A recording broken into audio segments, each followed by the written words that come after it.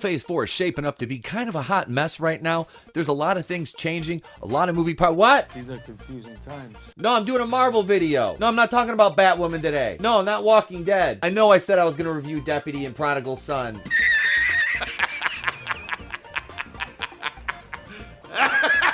And Manifest. What the fuck is wrong with this guy, man?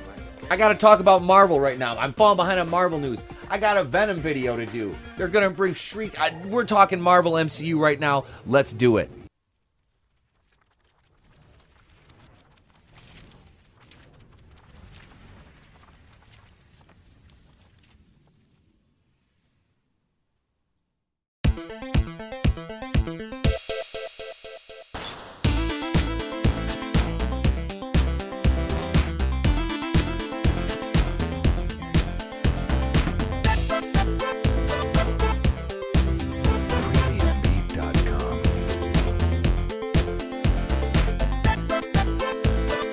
Alright, so we're just going to get right into this video here, and I'm not just talking about MCU stuff, I'm talking about some extended stuff. Like, I got news on this Gwen Stacy standalone movie in the MCU. Not only is Spider-Gwen reportedly coming to the MCU, now you can take this all with a grain of salt, but the beloved character may also get an entire movie, which usually signals a franchise, and the opportunity to fight alongside some of our favorite Avengers. The report stated, Disney has a mad crush on one character. She is incredibly popular, especially with young girls. In fact, her massive following crosses gender and age groups. Marvel Studios wants more than just Stacy to play a supporting role in their Spider-Man movies. That's right, we're talking about Gwen Stacy, Spider-Gwen, whose character was greatly expanded on in the Sony film Into the Spider-Verse, played by Haley Steinfeld. They want to produce and release a Spider-Gwen movie, have it fully set in the MCU, teaming the character with various young Avengers. No casting has begun for Stacy yet. Discussions for this project have just started. Now, we've seen a few different iterations of Gwen Stacy. We've had of course, Bryce Dallas Howard from the Raimi trilogy, from the Amazing Spider-Man 1 and 2, that time period, Emma Stone, and of course the Haley Steinfeld in Into the Spider-Verse. Now, this character is very well known throughout Marvel Comics. Do I think this will be a good fit in the MCU? I don't know, because I don't know that Spider-Man is going to stay in the MCU. What is the purpose of bringing her in if you're going to move Spider-Man back over to the Sony Venomverse? I don't see this happening, as she's a Spider-Man character, so I think this is pretty much just all rumor and conjecture. But what do you guys think? Would you like a Spider-Gwen movie standalone? Or would you rather see her paired up with the Young Avengers? Now, a lot of people are going to be like, they're just going to poo-poo this and be like, oh, it's woke. And I mean, it doesn't have to be woke just because it's a female character, and this is coming from me. So, understand, I am just kind of reporting on rumors that I'm hearing here. Now, it is my pleasure to talk about a movie that I am very much looking forward to. That is Doctor Strange and the Multiverse of Madness. That is due out in 2021. And out of the cinematic releases upcoming, this is one that I cannot wait to sit down and be able to watch in the theaters. So Marvel Studios head Kevin Feige declared the first projects on the Marvel Cinematic Universe Phase 4 slate. It verified a Doctor Strange sequel would release in May of 2021. The title was revealed as Doctor Strange and the Multiverse of Madness, with Benedict Cumberbatch to come back as Stephen Strange. Feige also announced actress Elizabeth Olsen would reprise her character, Wanda Maximoff, the Scarlet Witch. Director Scott Derrickson has left the project. The Doctor Strange sequel and the Multiverse of Madness is now without a director, which is very, very upsetting, because this was promised to be a horror movie. And then Kevin Feige, no, it's still going to be Marvel, which means it's going to be formulaic and paint by numbers, which is very disappointing, because they could have went in an entirely new, different direction with this and made it really cool. With a May 2021 release date and slated production supposed to begin sometime this year, Marvel Studios is searching for Derrickson's replacement. This movie is rumored to introduce America Chavez, as Marvel is currently casting a 15 to 17-year-old actress for the role. Marvel Studios is searching for a Caribbean actor for a lead role in Doctor Strange 2 in the Multiverse of Madness. Also, while the character was not identified, it seems safe to bet that it is Jericho Drum, aka Brother Voodoo. I can confirm that the studio is searching for an actor in his late 20s to early 40s for the role, quoted a source. Does not sound too bad, does it? Doctor Strange and the Multiverse of Madness 2 hits theaters in 2021.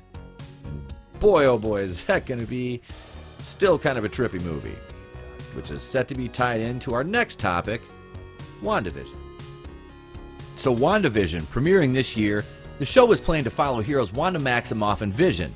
It has been revealed that WandaVision will take place in the 1950s and will explore the complicated romantic relationship between Wanda and Vision.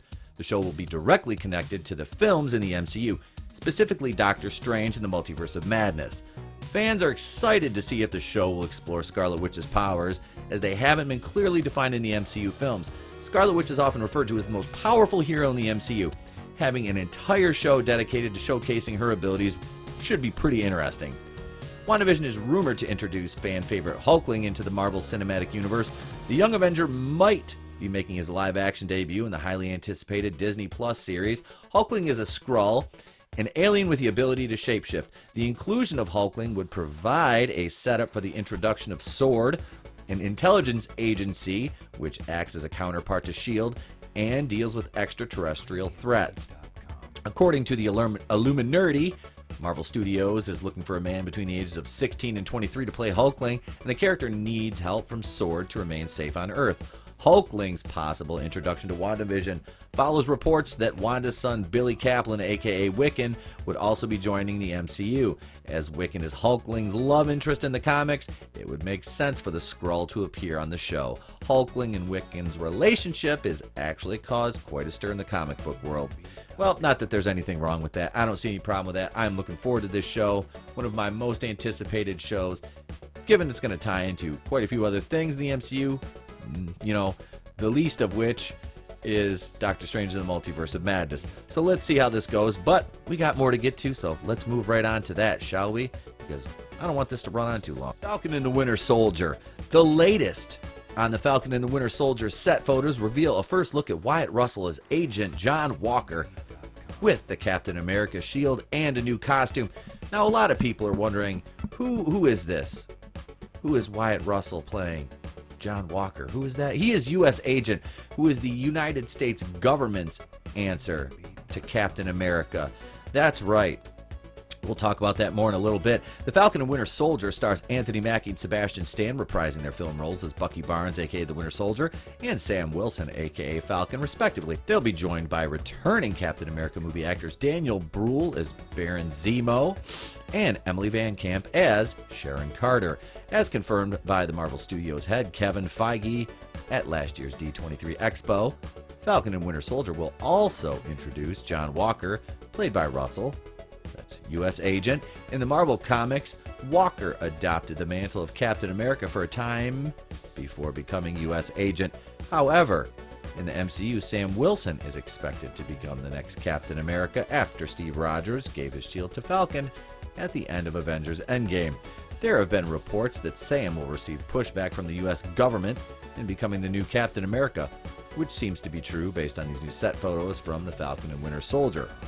Now, that would be due to the events of Captain America Civil War, the Sokovia Accords, and whatnot, which is kind of hilarious considering the Avengers saved the world how many times, and this guy still can't get a pardon.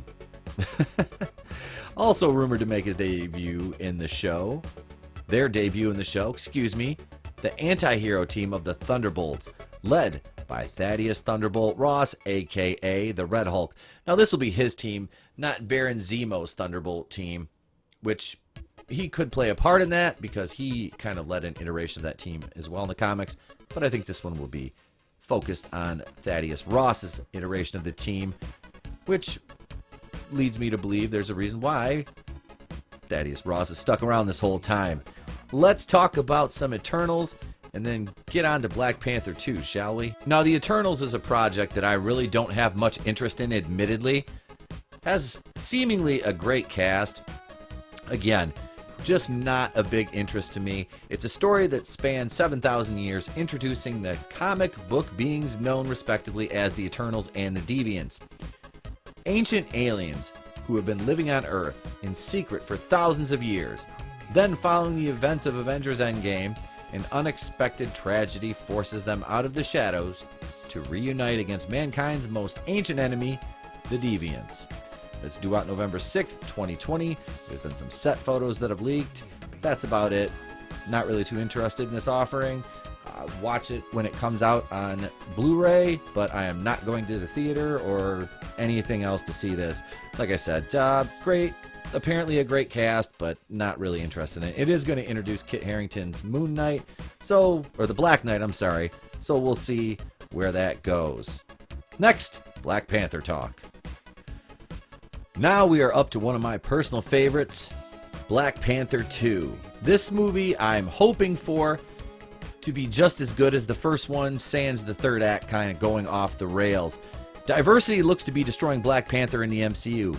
With it further acclaimed actor Chadwick Boseman is not happy with Marvel. Now Chadwick Boseman was made to believe he was probably going to be the future of the MCU, and with the performance of Black Panther, why not? Black Panther, the first solo outing for that movie, went over $1 billion. Now, was it nominated for Oscars that it probably didn't deserve? Yes. Did it waste the movie's best villain and focus on its weakest villain? Yes. It killed off, that's right, killed off Claw and focused on Killmonger, which was a mistake, and we all know it. Killmonger was, well, that's another story. It's being claimed that down the road, this is the problem that Chadwick Boseman has right now. It's being claimed down the road that Marvel Studios and Kevin Feige plan on replacing Boseman as Black Panther with the female version, Shuri, played by Letitia Wright. It's said the movie within the MCU is probably not going to happen for a while, as Boseman will be starring in the already announced Black Panther 2. And with it already said that Boseman will be featured in Avengers 5, possibly the new Avengers. I think this is a mistake. I think nobody wants to see Letitia Wright as the Black Panther.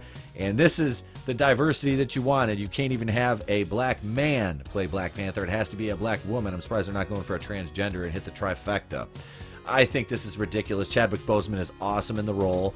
It's a great character. Like I said, the first movie, sans the third act, was good. So I don't see what the issue is here, why they would even go that way. And it's because Kevin Feige says, or actually Nate Moore, one of the producers, said he had to remind Ryan Coogler that Black Panther is a mantle, not a name, which is utterly ridiculous. So what do you guys think? Let me know in the comments below what you think about this. Let's run down one more time what's in store for Phase 4. All right, so here's the way the ball bounces for Phase 4. The lineup is, of course, starting out May 2020, Black Widow.